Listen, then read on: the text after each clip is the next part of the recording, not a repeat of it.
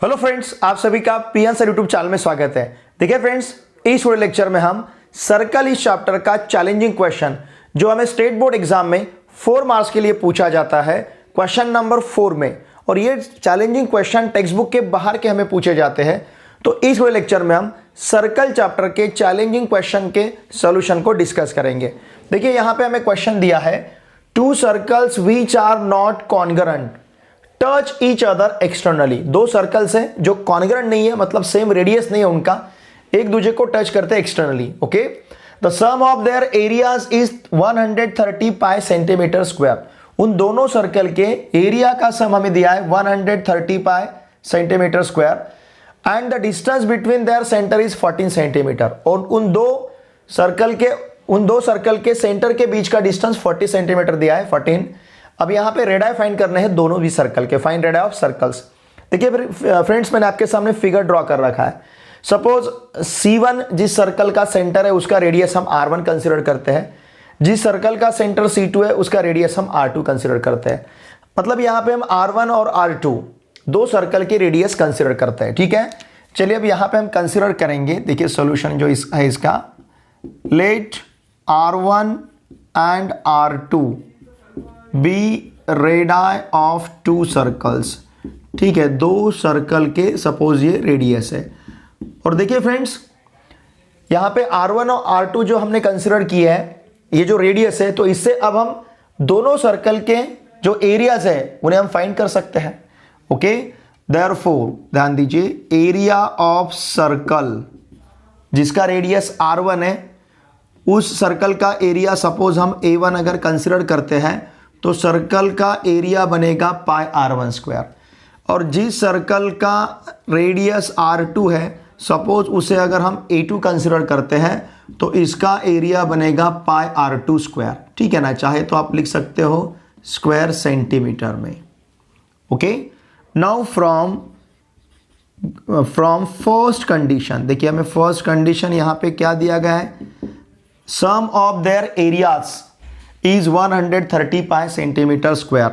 तो हम यहां पे कंसीडर करेंगे A1 plus A2 equals to 130 पाई।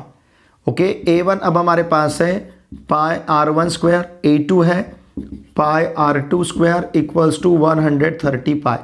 दोनों साइड का पाई हम कैंसिल कर सकते हैं। सपोज इस पाई को अगर हमने बाहर लिया तो R1 square plus R2 square equals to बनेगा 130 पाई। ये पाई अगर उधर ट्रांसफर करते हैं तो ये पाई उस पाई के साथ कैंसिल होगा। तो इसका मतलब हमारे पास रहेगा R1 square plus R2 square equals to 130। और चलिए इसे कहते हैं हम इक्वेशन फर्स्ट। अब सेकंड कंडीशन हमारे पास क्या है, the distance between their centre is 14 centimetre. उन दोनों के बीच का डिस्टेंस 14 सेंटीमीटर दिया है। देखिए फ्रेंड, जब सर्कल एक दूसरे को एक्सटर्नली टच करते हैं तो दोनों सर्कल के सेंटर के बीच का डिस्टेंस रहेगा sum of their radius. Okay, देखिए the distance between their centres क्या मिलेगा हमें यहां पे, the distance between centres of 2 circles, इन दोनों के बीच का जो डिस्टेंस है ये हम कंसीडर करेंगे R1 plus R2 by, because circles touching externally, है ना, सर्कल्स एक दूसरे को एक्सटर्नली टच कर रहे हैं। चाहे तो आप लिख सकते हो थ्योरम ऑफ टचिंग सर्कल्स, ऐसा भी लिख सकते हो। ओके, अब यहाँ पे हमें फ्रॉम गिवन कंडीशन, जो कंडीशन फ्रॉम सेकंड कंडीशन ऐसा हम कहेंगे, जो सेकंड कंडीशन हमें दिया है, डिस्टेंस बिटवीन देयर सेंटर्स यहाँ पे दिया है 14 सेंटीमीटर। तो इसका मतलब हम R1 plus R2 equals to consider करेंगे 14। तो देखिए फ्रेंड्स, यहाँ पे हम R1 इक्वल्स टू ले सकते हैं 14 माइनस R2, या फिर हम R2 इक्वल्स टू ले सकते हैं 14 माइनस R1, और इसे कहेंगे हम इक्वेशन सेकंड। इस इक्वेशन सेकंड को इक्वेशन फर्स्ट में सब्स्टिट्यूट करते हैं। ठीक है, नाउ सब्स्टिट्यूटिंग किसे, इक्वेशन सेकंड को, कहाँ, in equation first. Equation second को इक्वेशन फर्स्ट में सब्स्टिट्यूट करेंगे। तो देखिए इक्वेशन फर्स्ट क्या बनेगा फिर, it will be R1 square plus 14 minus R1 bracket square equals to 130, है ना, इस प्रकार से। अब ये 14 माइनस R1 ब्रैकेट स्क्वायर का एक्सपांशन लेने के लिए हम फॉर्मूला यूज़ करेंगे a minus B bracket square का। ये रहेगा a square minus twice A B plus B square. अगर ये फॉर्मूला यहाँ पे अप्लाई करते हैं तो एक्सपांशन क्या बनेगा, देखिए r1 square plus 14 minus r1 bracket square के लिए ये फॉर्मूला अप्लाई करना है, a square minus twice A B plus B square. तो ये हो जाएगा 196 माइनस इन दोनों के प्रोडक्ट का डबल 14r1 का double it will B 28r1 plus रहेगा r1 स्क्वायर इक्वल्स टू 130। देखिए इसके लिए हमने ये फॉर्मूला अप्लाई किया है। अब देखिए ये r1 square plus r1 square, चाहे तो मैं इसको साथ में लेता हूँ, r1 square plus r1 square minus 28r1 plus यहाँ पे 196 माइनस 130 इक्वल्स टू 0। अब ये r1 square plus r1 square मतलब ट्वाइस r1 स्क्वायर, फिर यहाँ पे रहेगा माइनस 28r1, 196 माइनस 33 मतलब ये 66। अब इस हर एक टर्म को 2 से हम डिवाइड कर सकते हैं, इसलिए यहाँ पे मैं लिखता हूँ डिवाइडिंग, ध्यान दीजिए, डिवाइडिंग बोथ साइड्स बाय 2। अगर इसे 2 से डिवाइड किया तो ये मिलेगा r1 square minus 14r1 plus 33 equals to 0। And what is this? It is quadratic equation, it is quadratic equation in r1। Variable कौन सा है? r1। अगर एक क्वाड्रेटिक इक्वेशन है तो इसे सॉल्व करने के लिए हम फैक्टराइजेशन मेथड यूज कर सकते हैं अगर फैक्टर्स मिलते हैं तो। देखिए फ्रेंड्स, r1 स्क्वायर का कोई स्क्वायर टर्म का कोएफिशिएंट 1 है, कांस्टेंट हमारे पास 33 है, तो इन दोनों का प्रोडक्ट रहेगा 33। अब इस 33 के हमें ऐसे दो फैक्टर्स चाहिए जिसका सम मिडल टर्म का कोएफिशिएंट -14 आना चाहिए ना, ये आना चाहिए। तो ये रहेंगे -11 minus 3 equals to -14, -11 minus 3 equals to -14।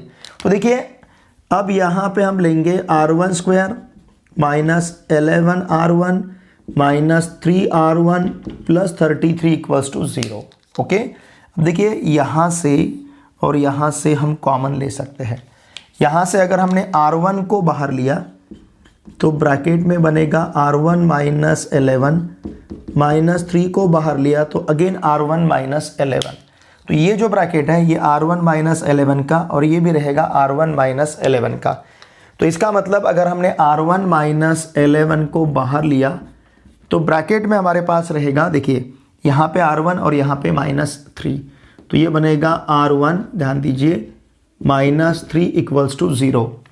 दो ब्रैकेट का प्रोडक्ट 0 है, इसका मतलब r1 माइनस 11 इक्वल्स टू 0 और r1 माइनस 3 इक्वल्स टू 0। ठीक है ना, r1 माइनस 11 और r1 माइनस 3, इसका मतलब r1 इक्वल्स टू 11 और r1 इक्वल्स टू 3। अगर इन वैल्यूज़ को हम इक्वेशन सेकंड में सब्स्टिट्यूट करते हैं, है ना, जब देखिए ध्यान दीजिए, व्हेन r1 इक्वल्स टू 11, जब r1 11 होगा तो r2 हमें क्या मिलेगा? r2 इक्वल्स टू रहेगा 14 माइनस 11 मतलब 3। जब r1 का वैल्यू हमने क्या लिया? 11। जब r1 का वैल्यू 3 रहेगा, व्हेन r1 इक्वल्स टू 3, तो r2 इक्वल्स टू 14 माइनस 3 मतलब 11 बनेगा। इसका मतलब उन दो सर्कल के जो रेडियस है, उन दो सर्कल के रेडियस या तो 3 सेंटीमीटर 11 सेंटीमीटर या फिर 11 सेंटीमीटर 3 सेंटीमीटर, इस प्रकार से रह सकते हैं। Okay, therefore the radii of two circles, okay, radii of two circles are 11 centimetre and 3 centimetre या फिर 3 सेंटीमीटर एंड 11 सेंटीमीटर। ठीक है, तो देखिए फ्रेंड्स, इस प्रकार से ये जो कंडीशंस हमें दिए गए थे उन कंडीशंस को यूज करके हमने इक्वेशन को फॉर्म किया एज अ क्वाड्रेटिक इक्वेशन, उसे हमने सॉल्व किया और r1 r2 मतलब उनकी रेडियाई हमने यहाँ पे फाइंड किए। इसका स्क्रीनशॉट लीजिए। देखिए फ्रेंड्स, इस वीडियो लेक्चर में हमने सर्कल इस चैप्टर का चैलेंजिंग क्वेश्चन, जो हमें टेक्स्ट बुक के बाहर का क्वेश्चन स्टेट बोर्ड एग्जाम में पूछा जाता है, तो इस चैलेंजिंग क्वेश्चन के सोल्यूशन को यह हमने बहुत ही अच्छी तरह से डिस्कस किया है। मेरी आप सभी से रिक्वेस्ट है, अगर आप इस चैनल पे नए हो तो प्लीज़ चैनल को सब्सक्राइब कीजिए। आपके जितने भी फ्रेंड्स अभी महाराष्ट्र स्टेट बोर्ड में, महाराष्ट्र में क्लास 10th में कहीं पे भी पढ़ते होंगे, उन सभी को मैथमेटिक्स के लिए इस चैनल को सब्सक्राइब करने के लिए अवश्य कहिए। वीडियो देखने के बाद लाइक ज़रूर कीजिए। एक अच्छी सी कमेंट मुझे ज़रूर सेंड कीजिए। चलिए अब हम मिलते हैं नेक्स्ट वीडियो लेक्चर में। Thanks for watching this video.